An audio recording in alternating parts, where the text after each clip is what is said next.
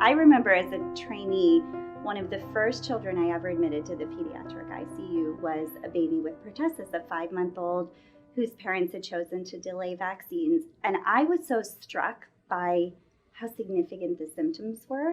It's a frightening disease. What happens is children, especially young children, because their windpipes are narrower, get clogged with this thick, tenacious mucus.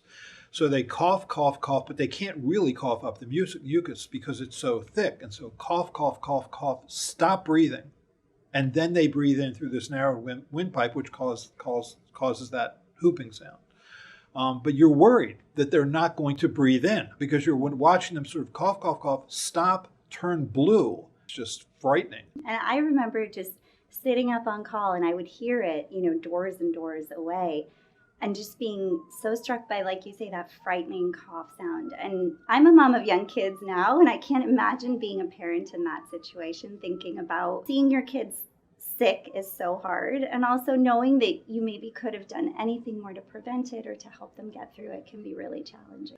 Right, and there's really not much else you can do other than supportive care. We give antibiotics, but really the main reason we give antibiotics is to prevent that child from continuing to shed bacteria. So it's more in trying to prevent him or her from infecting others than treating that disease. I mean, once they're at the point where they have this paroxysmal coughing, there's really not much you can do other than hope for the best. Yeah, absolutely.